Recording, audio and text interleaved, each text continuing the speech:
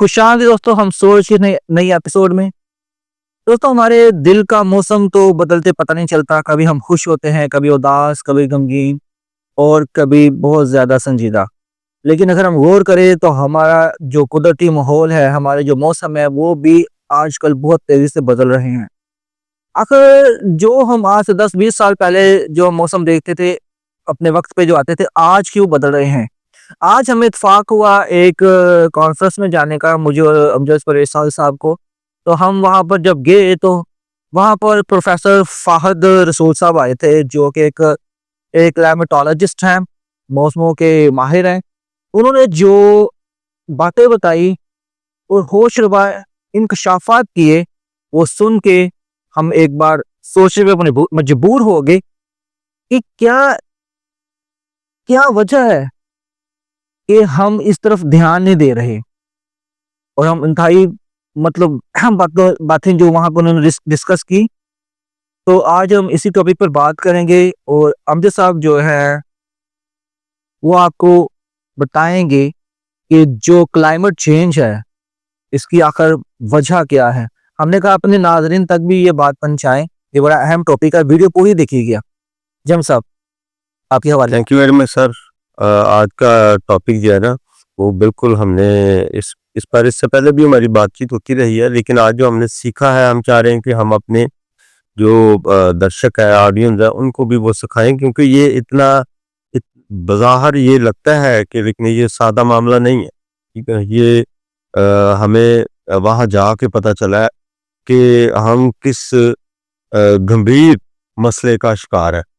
वो गंभीर मसला है। देखिए, एक सादा सी बात है सर कि अगर हमारा अनाज पैदा होना बंद हो जाए और हमारी फसलें बंद हो जाए, हमारे जानवर मर जाए, हमारे वेदर चेंज हो जाए कि हमारे बिजली के बिल ज़्यादा आने शुरू हो जाए, हमें जो जो वार्मस्ट होना है मौसम का, हॉट होना है मौसम का, वो ज़्यादा हो जाए, सर्दी कंडेंस्ड हो जाए, ठीक है, पानी ज़मीन का वाटर लेवल ख़त्म हो जाए या कम हो जाए, सो आप सोचिए कि हम कहाँ खड़े हैं।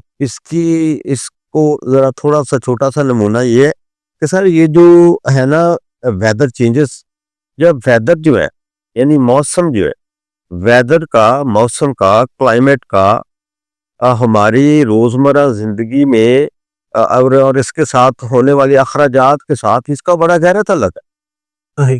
ठीक है ना। एग्जाम्पल के तौर पे ऐसे है कि आप मिसाल के तौर पे दुबई चले जाए, तो वहाँ आपका जो लिविंग स्टैंडर्ड है वो बड़ा एक्सपेंसिव है। ऐसे है, ठीक है ना। उस पे आपको उस तरह की इम्यूनिटी चाहिए, उस तरह का खाना चाहिए, उस तरह का वो टेम्परेचर चाहिए जो 22 to 26 और 7 के दरमियान हो। जी, ऐसे हाँ, ठीक है। ठीक है ना। अगर वो नहीं होता तो आपको फिर वो बैलेंस करने के लिए क्या करना पड़ेगा, एसी लगाने पड़ेंगे। ऐसे ही अगर आप एसी लगाते हैं, करते हैं, तो एक तरफ आपने अपनी लाइफ को तो आसान कर लिया है आरजी जी, लेकिन दूसरी साइड पे आप देखिए आपकी इकोनॉमी पे उसका असर पड़ गया। सो ये जो मौसमों की तब्दीली है, इसकी क्या वजूहात है, क्या है, ये आज हमने डिस्कस करना है।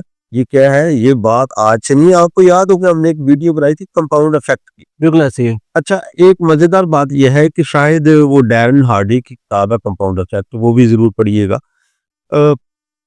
हमारी जिंदगी में, हमारी यानी सबकी जिंदगी में कुछ भी अचानक नहीं होता। ऐसे ही। ठीक है। देखिए, हम जिस सियारे पे रह रहे हैं ना, वो है सोलर सिस्टम जो है ना, हमारा जो निज़ाम शमसी, उसका एक सियारा है। जो सियारे सूरज से दूर है, वहां पर सर्दी जो है वो ज्यादा है, और जो सियारे सूरज के करीब है, वहां पर गर्मी ज्यादा है। ऐसे ही। इसका मतलब यह है कि दोनों तरह के सियारों पर जिंदगी जो है वो नहीं गिराई जा सकती। जिंदगी का वजूद नहीं हो सकता। जिंदगी का वजूद है मीडियम टेम्परेचर में, और मीडियम टेम्परेचर हमारी इस जमीन का है। बिल्कुल ऐसे। आप जरा तसव्वुर करें कि अगर ये मीडियम टेम्परेचर ना रहे, सो हम कहाँ खड़े हैं? बिल्कुल आज से लाखों साल पहले हमारी जमीन का जो टेम्परेचर था वो माइनस में था। Ice age. जिसको आइस एज बोलते हैं। आइस एज के भी दो हिस्से हैं वैसे, एक आइस एज 1 है और एक आइस एज 2 है। तो ठीक है, तो इसको तो ज्यादा हिस्टोरियन या वो ही बता सकते हैं, हम तो अपनी राय दे रहे हैं। ठीक है, सो अब वो बदलता बदलता बदलता अब जिंदगी के वजूद तक पहुंचा और जिंदगी के को कायम रखने तक पहुंच गया हम।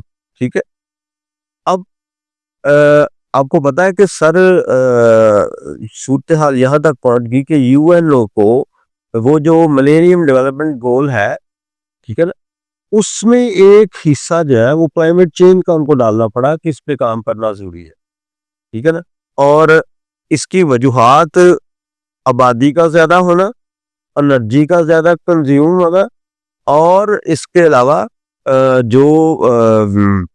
जो शोर है, जो नॉइस है, जो जो जो प्रोडक्शन है, जो अनप्रोसेस प्रोडक्शन होती है चीजों की, वो इस पे असरअंदाज होती है। ये आज हमने डॉक्टर साहब से सुना है ये बात। ठीक है, और जो उसके बाद हमने पढ़ा है उसके मुताबिक, ठीक है, तो सूरत हाल यहाँ तक पहुंची। ठीक है, इसका तदारक क्या है, इसको करना क्या है? एक तो ये एक लम्हा फिक्रिया इस सेंस में है आसर, जस्ट फॉर इंफॉर्मेशन, कि जो है ना केप टाउन, ठीक है, साउथ अफ्रीका का, ये दुनिया का यानी एक तरह का क्लाइमेट चेंज की वजह से, यानी ग्लोबल वार्मिंग जो हुई है उसमें पहला सिटी है शिकार हुआ उसका। ओके, उसका यानी उसको अफजल ज्यादा करार दे दिया गया, पर उसको बेंचमार्क के तौर पर हम यूज उसको बेंचमार्क के तौर पे इस्तेमाल हो। ये हाल हो ऐसा नहीं ड्राउट्स, पहले ड्राउट्स को तो कहत साली बोलते हैं, यानी कहत साली जो है, ऐसा नहीं है कि वो पहले कभी आई नहीं, लेकिन पहले जो आई थी वो रीजनल सतह पे थी। अब दुनिया ग्लोबल विलेज हम इसमें आने वाले जो है ना होने का शिकार हो रहे हैं। ठंडे मुल्क जो है वो गर्म होते जा रहे हैं और गर्म और ज्यादा गर्म होते जा रहे हैं। गर्म मजीद गर्म होते जा रहे हैं। अच्छा, डॉक्टर साहब ने वहां पर एक बात की थी क्रॉप्स के हवाले से, दरख्तों का ना ये तो इन्वायरमेंट पे पॉजिटिव असर डालता है, लेकिन बहुत सारी ऐसी प्लांटेशन है जो नेगेटिव इम्पैक्ट करती है। वो गया था जरा वो उसका। हाँ जी, उसमें जो जो है उसमें खासकर उन्होंने दो तरह की क्रॉप्स की बात की। सही। ठीक है, उसमें उन्होंने कहा है कि ये जो चावल लगाते हैं हम, खासकर हमारे इस खित्ते में जहां पर 4 मौसम पाए जाते हैं, इस तरह के जो खित्ते हैं वहां की बात की कि उसमें सिर्फ मीथेन गैस जो है ना, सही। वो निकलती है जब चावल उगाए जाते हैं तो धूप पड़ती है। अच्छा, वैसे एक बार बताऊं आपको बात, हम बचपन में कभी गांव जाया करते थे तो हमारे देसी लफ्जों में वहां पर बोलते हैं मूंजी लगाना। सो हम भी वो शौकिया फुलकार थे, वो लगाते थे। अच्छा, जब वहां पर उसका पैटर्न ये था कि भी पहले वो वहां पर करा फेरते थे और उसके बाद सुहागा फेरते थे, फिर पानी छोड़ते थे, पर पानी कुछ देर के लिए वहां रहता था, फिर एक जगह पे लाभ लगाई जाती थी, लाभ में से निकाल के तो वो मूंजी लगाई जाती थी। अच्छा, जब हम वहां पर जाते तो वो पानी जो होता था, वो पानी ऊपर से गर्म और नीचे से ठंडा, ठंडे से मेरा ठंडा तो गर्म नहीं के, सो वो एक तरह की निरी बीमारी लगता था। पानी मेरा ख्याल बहुत ज्यादा वहां पे वो उसको डाला जाता है। पानी वो डालते हैं और जब पानी डालते हैं तो उसमें से जो बबल्स निकलते हैं या बखारात निकलते हैं या उसमें से जो गैस निकलती है गर्म पानी में से, सही। वो भी वो जो है ना, वो भी हमारे कहीं ना कहीं ऑक्सीजन को कम करती है।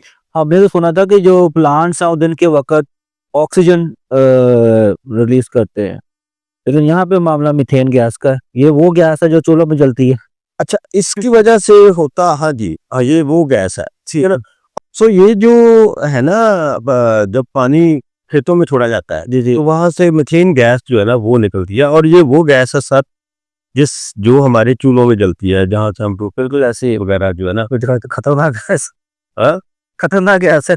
खतरनाक। इसको बोलते हैं साइलेंट किलर भी बोलते हैं। अगर ये साइलेंट किलर भी कहते हैं इसको, ये बिल्कुल बिल्कुल बिल्कुल। सो इससे क्या होगा, इससे क्या हुआ है, इससे वो जो ग्लेशियर्स है ना हमारे ग्लोबल वार्मिंग की वजह से, तो वो भी पिघले हैं, और उस पिघलने की वजह से क्या हुआ है कि जो हमारे सी लेवल है ना, वाटर लेवल बढ़ता जा वो भी बढ़ता जा रहा सही हो गया। है। यस, उसमें कहीं ना कहीं इस तरह है कि जो ठंडे मुल्क हैं उनमें तो मौसम थोड़ा चेंज हो गया, उनकी फेवर में आ गया, लेकिन जो गर्म मौसम है हम जैसे उनके लिए ये मतलब एक इशू है। देखिए ना, अगर सर्दी 2 माह हो गई है और गर्मी 8 माह हो गई है, ऐसे ही है। वो फिर कैसे हम फसलों का भी पैदा। और हम हर साल ये कहते हैं, इस साल बहुत गर्मी पड़ी है। इस साल 2024 में क्या रहा है, पिछले कई साल। अच्छा, एक और चीज है सर, ये हर 10 साल बाद हमारा टेम्परेचर बढ़ रहा है। हर बार हमारी जमीन का टेम्परेचर जो है वो हर 10 साल बाद वन सर 1 सेल्सियस जो है ना डिग्री, वो सर डिग्री जो है ना वो बढ़ रहा है। और ये कहने को थोड़ा सा है, इसका असर कितना डलता है क्रॉप्स पे? सर देखें इसका इतना असर डलता है कि मिसाल के तौर पे समंदर की बात करें तो 8 इंच समंदर बड़ा है। समंदर कोई बाल्टी तो नहीं है। 8 इंच समंदर का ऊपर जाने का मतलब ये है अच्छा खासा। अच्छा खासा, यानी कि जमीन को जो है मतलब उसका एक खास हिस्सा 75% इसको कह सकते हैं। जैसे हम कहें कि हाथी ने पाँव रखा, उसने हल्का से रखा, हल्का सा रखो ना। तो ये वही बात है। अच्छा, यानी ये प्रॉब्लम है, वही ठीक है ना। अच्छा, इस प्रॉब्लम का इसमें ये नहीं देखता कि भाई वो बंदा गरीब है, वो अमीर है, वो उसका क्या जात पात है, क्योंकि बारिश सब पे पड़ती है तो सूरज भी सब पे आता है, तो ग्लोबल वार्मिंग भी सबके लिए ऐसे, ठीक है। इसका तदारुक ये नहीं है कि अब हम एसी लगा लें और अंदर बैठ जाएं। भाई अगर एसी लगाए तो उसका आउटलेट जो है वो तो बाहर है, भाया वो भी वो जैसे छोड़ गर्मी पैदा कर रहा है, ठीक है ना। ठीक, देखें अब हमारी लाइफ कैसे चेंज हो गई है, ठीक है ना। अब हमें गर्मी गर्मी हो भी रही है, पर गर्मी हमें लगती भी ज्यादा है। उसकी लगने की वजह भी एक ही है कि टेम्परेचर बढ़ा है, और ऊपर से हमने अपने लिए फैसिलिटीज बना ली है। वो जो फैसिलिटीज है उससे हमारी इम्यूनिटी कम हुई है, और बिल्कुल ही इसके ऑपोजिट जो है मौसम उसमें भी तब्दीली आई है। दरख्त कटते जा रहे हैं, दरख्त कटते जा रहे हैं, उनकी जगह बिल्डिंग बनती जा रही है। बिल्डिंग देखें, कम से कम एक फर्ज करें हम यहाँ 24 करोड़ लोग हैं, तो एटलीस्ट हर शख्स अगर एक दरख्त लगाए तो 24 करोड़ दरख्त लगते हैं। सो अभी अभी अभी तो फरवरी है, आज फरवरी का आखिरी दिन है, ठीक है ना। आप जरा चंद माह बाद देखिएगा क्या सूरत हाल है, ना कोई गाड़ी खड़ी करने के लिए जगह बचेगी, ठीक है ना, तो ना ही कोई खड़े होने के लिए जगह बनेगा, और इस ये सजा जो हमें मिल रही, बिल्कुल ठीक है ना। तो वेस्ट ने इसके बारे में अ, आज से अब से 50 साल पहले सोच लिया था। तभी उसने देखा कि अगर हमने इसका इंतजाम नहीं किया तो उसने अपने हिस्से का इंतजाम इस सेंस में किया हुआ है कि उसने ये अवेयरनेस दुनिया को बताई है। हालांकि वो भी इवोल्यूशन में बड़ा उनका कंट्रीब्यूशन है। सर जो उनमें एक जो है ना रेवोल्यूशन, जिसको इंडस्ट्रियल रेवोल्यूशन बोलते जी जी हैं, असल में तो उसकी इब्तदा वहीं से हुई है, ऐसे ही है। ठीक है ना।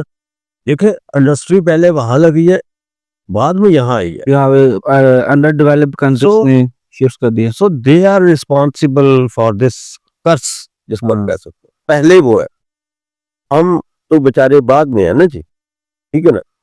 लेकिन वो इसके बारे में सोच रहे हैं, हम इसके बारे में सोच नहीं रहे।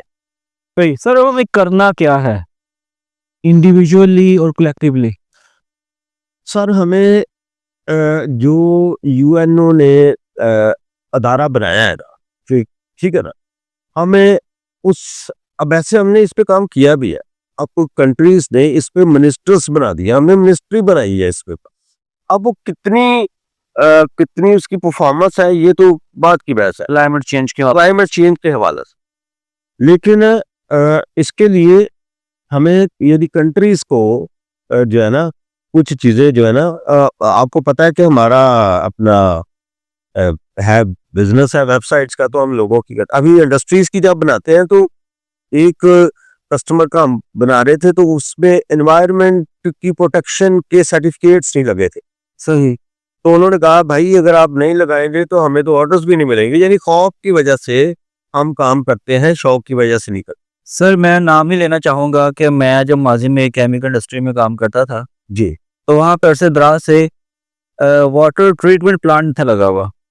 वाटर ट्रीटमेंट प्लांट ने क्या करना था, वो केमिकल जो वेस्ट होता था वहाँ से पानी के अंदर, वो फसलों को लगता था, फसलों में जहर जाता था, वही सब्जियां हम खाते थे। फिर जब ये उस वक्त एनवायरनमेंट की जो मिनिस्ट्री थी, उसने ये लागू किया कि जब तक आप ये इधर वाटर ट्रीटमेंट प्लांट नहीं बनाएंगे, आपकी फैक्ट्री काम नहीं करेगी। फिर उन्हें करना पड़ा। इस तरह के अदारे जो है चाहे और अपना रोल अदा करें, तो बहुत हद तक जो है वो इन चीज़ों से बचा जा सकता है। अच्छा, उसके अलावा हमें क्या करना पड़ेगा? हमें इवन के ये जो गैस हम घरों में इस्तेमाल करते हैं सर, हम्म, इसको भी बिजली पे चेंज करना पड़ेगा सही और बिजली को सोलर से लेना पड़ेगा। सही। ठीक है, ताकि फॉसल से जो बिजली लेते हैं या जो हम क्रूड ऑयल से लेते हैं या जो इस तरह की प्रोसेस्ड होते हैं जिससे फिर क्लाइमेट में तब्दीलियां आती हैं, यानी कि ठीक है ना, उससे हमें अवॉइड करना पड़ेगा। ठीक है, और इसके अलावा हमें जो ट्री प्लांटेशन है ना, इसकी तो इमरजेंसी नाफिज करनी पड़ेगी। बिल्कुल ऐसे ही है। ये कंपलसरी हो जाना चाहिए कि हम कंपल्सरी हो जाए। हर बंदे के लिए हाँ जी, प्लांटेशन करे। ठीक है ना। सही। सो और दूसरा, हमें अपनी जो है ना कम्युनिकेशन, जी। वो पेपरलेस हो जाए। हम्म, ठीक है, हो रहे हैं लोग आज। हो रहे हैं आहिस्ता आहिस्ता ना, ठीक है ना। हमारा तो हम तो इसमें हम तो कर रहे हैं जी, वो हमारा तो मीडिया ओरिएंटेबल है। बिल्कुल ऐसे है। ठीक है ना। बिल्कुल ऐसे ही। सो इसके लिए मतलब ये करना पड़ेगा हमें। ठीक है, हमें जो है ना इको फ्रेंडली जो टेक्नोलॉजी है ना, उसको प्रमोट करना पड़ेगा। ठीक है, और दूसरा ये है कि जो बड़ा बड़ा ज़रूरी है, वो पता क्या है सर, जिस पे अभी हम पूरे तरीके से कन्विंस नहीं है, पाकिस्तानी खासकर, जिसमें इंडिया भी नहीं है और चाइना भी नहीं है वैसे हमारे साथ, लेकिन खासकर हमें तो अपने घर को सोचना चाहिए। सर हमें अपनी आबादी कंट्रोल करना पड़ेगा। बिल्कुल। ये जैसे एक कमरे में ज्यादा लोग हैं, तो ज्यादा लोग सांस लेंगे तो वहां पे सफोकेशन होगी। जी, असल में तो वजह ही ये। ठीक है, तो भाई बिल्कुल, आप बिल्कुल, आई डू एग्री कि भी एक कमरे में अगर 2 लोगों की गुंजाइश है, जी 20 लोग आ जाएंगे, जी ऐसे ही है। तो आपको कोई ना कोई रोशनदान खोलना पड़ेगा। बिल्कुल ऐसे। सो अगर 24 करोड़ लोग सांस ले रहे हैं और उसके दिमाग की जो हीट है 24 करोड़ लोगों की, उस पे तो आप बेशक आलू उबाल लें। सही। ठीक है ना। सो कहने का मकसद है कि इन स्टेप्स को हम अगर करें तो हमारी कुछ बचत हो सकती है, जो अभी लगता है कि शायद इससे कोई फर्क नहीं पड़ रहा। सारी इससे अगर हीट हो सकती है तो हीट कम भी तो हो सकती सर मेरे दिमाग में एक आ रहा है ख्याल कि अगर आबादी बढ़ रही है इंसानों की, तो दरख्तों की भी आबादी साथ साथ बढ़ाएं ताकि वो बैलेंस हो जाए। है। आजकल आपको पता है यूरोप में और इधर वेस्ट में एक्सेडिस हो रहा है, बाहर निकाल रहे हैं वो नॉन इमिग्रेंट्स को। अच्छा, ये नॉन इमिग्रेंट्स तो आ रहे थे उधर, वजह आबादी का ज्यादा होना है, ओवर पॉपुलेशन। ठीक है ना, मतलब ये है कि उनके मुल्क में अगर गुंजाइश 1 करोड़ की है तो 2 करोड़ आएंगे तो प्रॉब्लम आए। हमारा जो पाकिस्तान है वो भी बुनियादी तौर पे जो स्टैंडर्ड इसकी आबादी होनी चाहिए थी, वो ज्यादा से ज्यादा 5 से 10 करोड़ होनी चाहिए। ऐसे जब वो 24 करोड़ हुई है। एरिया के हिसाब से, और बाकी देखे तो सारी जी पंजाब की तरफ ही ज्यादा वो कंजेस्टेड है, बाकी तो बलोचिस्तान और ये दूसरे इलाके सारे खाली पड़े हैं। सिंध खाली पड़े हैं ना। बहुत कम आबादी है। सर जी, उसकी भी एक रीजन है, फिर ग्लोबल वार्मिंग ही है उसकी भी। अच्छा। पंजाब पंजाब में इसलिए है क्योंकि 5 दरिया है, तो 5 दरिया का तो ज्यादा फसल थी, साफ पानी था, जमीन से निकलने वाला पानी था। अल्टीमेटली इंसान वहां रहते हैं जहां उसको आसानी से खुराक और पानी मैसर होता है। जहां पर ये होंगे वहां पर आबादी होगी।